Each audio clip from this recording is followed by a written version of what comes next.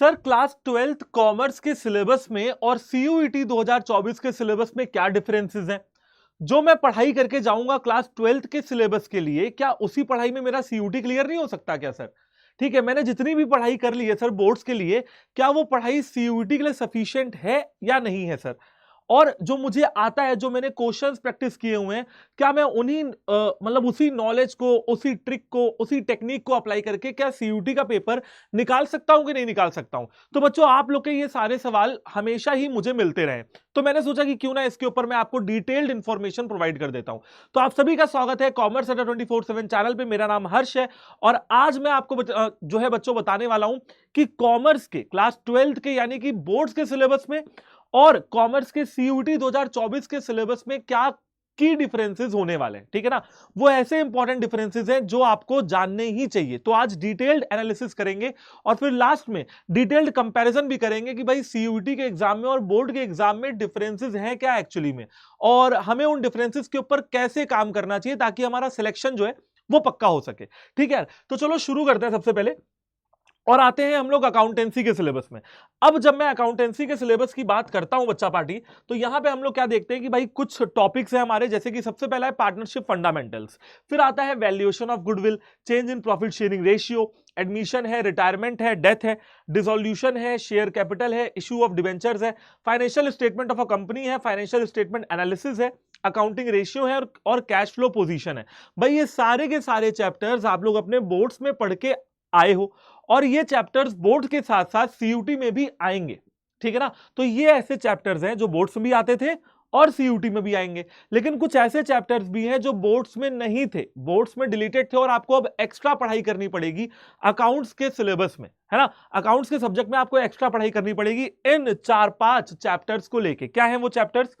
Non for profit organisation, redemption of debentures, overview of computerised accounting system, using computerised accounting system, database management system यानी कि DBMS और electronic spreadsheet. भाई ये chapters ऐसे हैं जो बोर्ड्स में रिलेटेड थे परंतु सीयूईटी में आ रहे हैं, यानी कि आपको अब एक्स्ट्रा एफर्ट लगाने पड़ेंगे अकाउंट्स की जब आप बात करोगे। चलिए आते हैं भाई बिजनेस स्टडीज की तरफ। तो बिजनेस स्टडीज मैं पढ़ाता हूं, आप जानते हो, लेकिन बिजनेस स्टडीज में अगर हम सिलेबस को देखते हैं तो nature and significance of management, principles of management, business environment, planning, organising, staffing, directing, controlling, financial management, financial market, marketing और कंज्यूमर प्रोटेक्शन, ये कुछ टॉपिक्स ऐसे हैं जो बोर्ड्स में भी आते थे, सीयूटी में भी आएंगे। अच्छा, कंट्रोलिंग के अंदर एक टॉपिक है टेक्निक्स ऑफ कंट्रोलिंग, बोर्ड में नहीं था बट सीयूटी में आएगा। लेकिन यहां पे एक पूरा का पूरा चैप्टर ही ऐसा है जो भैया बोर्ड्स में गोला था, यानी कि बोर्ड्स में आता ही नहीं था। डिलीटेड टॉपिक नहीं है ये डिलीटेड चैप्टर है जो बोर्ड्स में था ही नहीं, बट अब सीयूटी में देखने के लिए मिलेगा और सीयूटी में यहां से क्वेश्चन भी आपको देखने के लिए मिल जाएंगे। ठीक है ना, तो आपको एक्स्ट्रा पढ़ाई जो बिजनेस स्टडीज में करनी पड़ेगी वो करनी पड़ेगी एंटरप्रेन्योरशिप की। अब बात करते हैं चलिए इकोनॉमिक्स की। इकोनॉमिक्स में देख लेते हैं तो introduction to micro economics, consumer behaviour and demand, national income, determination of income and employment, money and banking, government budget and economy, balance of payment, human capital formation, rural development, employment, sustainable economic development हो गया, और development experience and economic reforms। भाई ये कुछ chapters ऐसे थे जो boards में और अगेन सीयूटी में दोनों में आ रहे हैं, लेकिन यहां पे भी दो चैप्टर्स ऐसे हैं, पॉवर्टी और इंफ्रास्ट्रक्चर, जो बोर्ड में डिलीटेड थे परंतु सीयूईटी के अंदर आपको देखने के लिए मिलेंगे। यानी कि अगर मैं टोटल में बात करता हूं तो बेटा 6 टॉपिक्स आपके बन जाते हैं अकाउंट्स के, एक टॉपिक बन जाता है आपका, या मान लीजिए 2 टॉपिक आपके बन जाते हैं बिजनेस स्टडीज के, एक एंटरप्रेन्योरशिप और एक टेक्निक्स ऑफ कंट्रोलिंग, और बेटा 2 चैप्टर्स आपके बन जाते हैं इकोनॉमिक्स के। टोटल बन जाते हैं भाई आपके 10 चैप्टर्स या 10 टॉपिक ऐसे जो आपके बोर्ड्स में नहीं आ रहे थे लेकिन सीयूटी में आएंगे।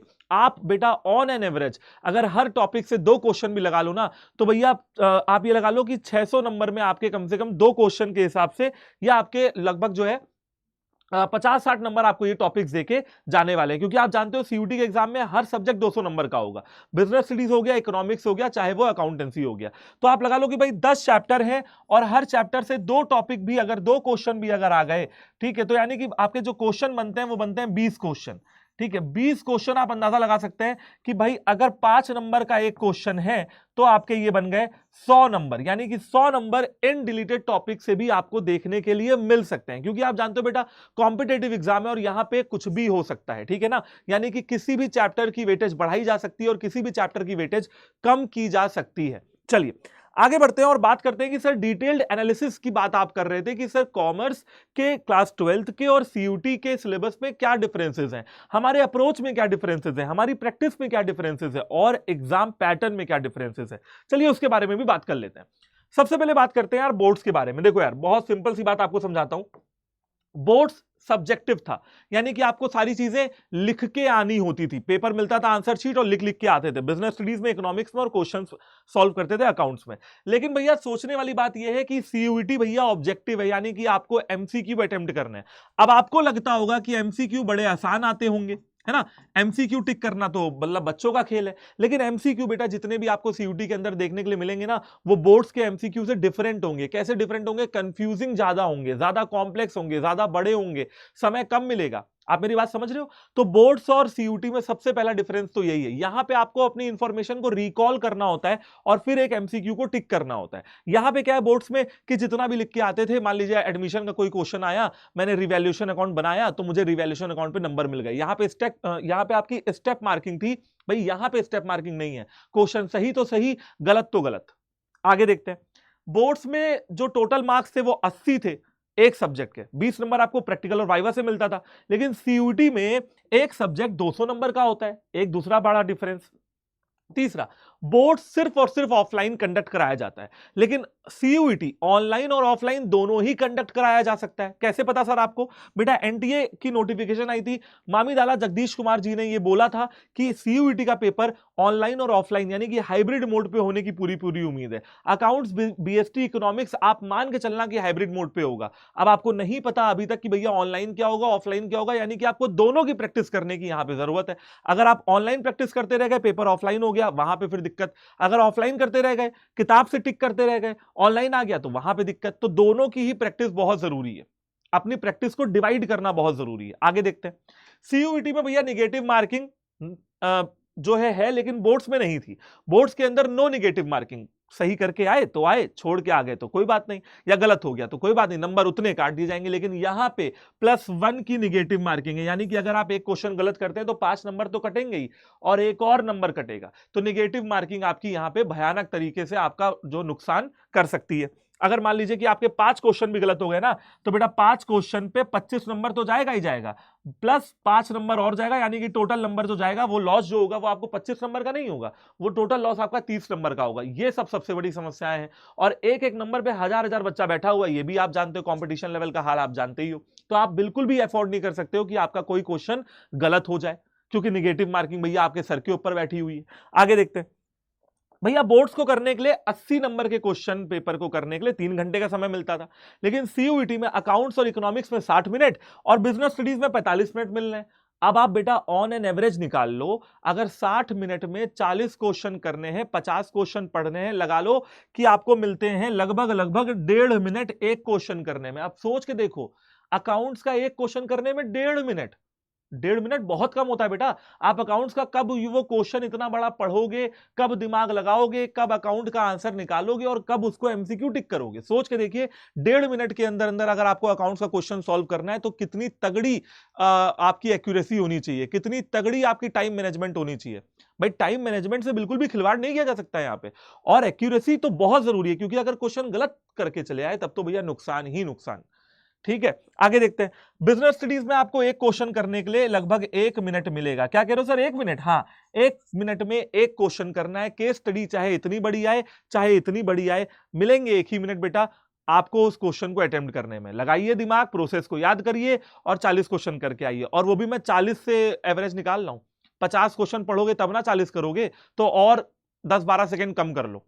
भाई 50 में से 40 क्वेश्चन करने हैं, लेकिन पढ़ने तो पूरे 50 करेंगे ना, पढ़ने तो पूरे 50 पढ़ेंगे और करने उसमें से 40 होंगे। तो ये चीज आपको देखने वाली है। इसके अलावा भाई एक सबसे बड़ी जो चीज है वो है कि बोर्ड्स की तैयारी के लिए आपको पूरा पूरा एक साल मिलता है, मार्च से लेकर मार्च तक। 2023 में शुरू किया, 2024 तक पढ़ते हुए चले आए। लेकिन सीयूटी के पेपर में आज बेटा 1 अप्रैल हो गई है, आपके पास कितने दिन बचे हैं भाई? 1 महीना। चलो ठीक है, 10 दिन आप मई के ले लो, कितने दिन बचे हैं भाई?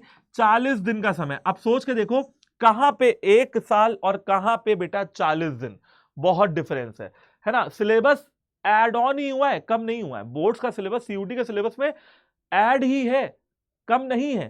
तो जो तैयारी आपने साल भर में की है वो तैयारी आपको 40 दिन में करनी है, वो भी अलग लैंग्वेज पढ़नी है, डिलीटेड टॉपिक्स पढ़ने हैं, जीटी पढ़ना है जो कभी पढ़ा ही नहीं। सबसे बड़ी मुसीबत तो जीटी की, क्या किया जाए सर?